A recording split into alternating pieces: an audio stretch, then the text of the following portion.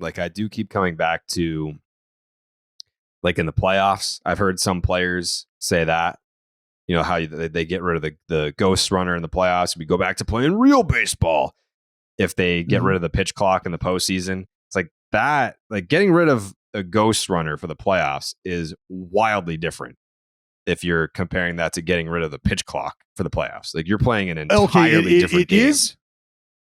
So let's run a little exercise here. Why would you decide to remove the ghost runner in the postseason as opposed to keeping it? The owners are like, we don't want to get fucked. I mean, it's the owners. No. I didn't ask any of that. I asked you specifically to tell me why that would happen. Why baseball would say, all right, it's the postseason. Everybody agreed to remove the ghost runner, and everybody says yes. Why does that happen? I know why. Because like no one wants to watch a 16-inning game. Most people, if it's 1 out of 162 games, that don't really matter. But if it's the playoffs, people will. Mm-hmm. And the ghost runner is kind of fluky, a little bit. All of that, Joe. More fluky than no ghost runner. But if it's a regular season game, it's more fun. It's because we all know, or I think for the most part, the competitive streak in us says we want this done the right way. And whether it's right or wrong today is your opinion, but you want this to be decided in a fashion you're familiar with, one that doesn't feel cheapened by a new progressive rule addition. You want this thing to just, you know what? I want to be able to square up and throw punches and then have a beer with them afterwards. Like that's what taking the ghost runner away does, is it gets you back to a place where you're comfortable with however this is going to play out. And you nailed it, Joey. If you mean to tell me the world championship is going to be decided by the last man standing, the last team standing, and that could take however long, then yeah, I'm fucking all in. But if this is May and you're telling me I got to hunker down for a 4.5 hour piece, I'm out. Fuck that. That's what fans are saying. I'm fucking out.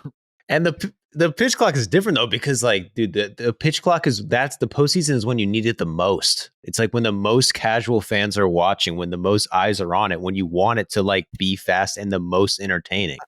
So that would I gotta say though, like when it takes a long time to deliver a pitch in the postseason, I feel like the anxiety and the tension are increasing. I don't feel that way in like 98% of the instances during the regular season. And like, that's why I think it bothers me less, because I'm like, I don't know, maybe this is just too subjective to really mean anything, but it just feels like I'm riding with it in the postseason in a way that I'm not in the regular season. And I'm like, let's hurry the fuck up. So like, Jay, let's use your boy Karen Chick as an example. Okay.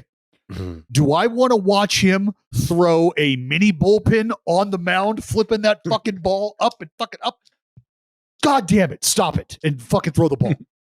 But should it be October and he's staring down, I don't know, fucking Tim Anderson, whatever.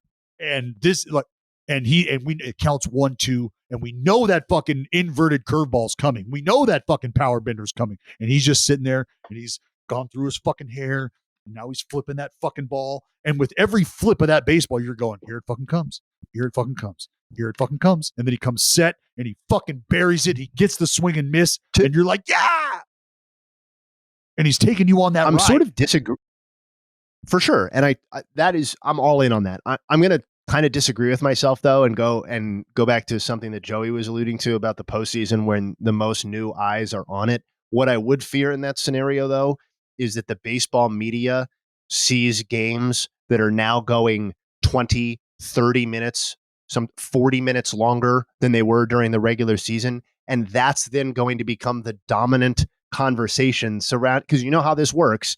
Like they get their teeth into it, and that's what we're going to talk about after the end of every single fucking postseason game that finished at a time above the regular season standard. Well, then you know what? Then I would put the onus on individuals who have earned the platform to be able to explain to fans why you're seeing what you're seeing. If you're a fan of the game and you have a true gripe with what's going on, then I would hope you would be open to learning and maybe listening to some reasons behind some of the perceived delays in the game or the reasons why this postseason game has taken longer.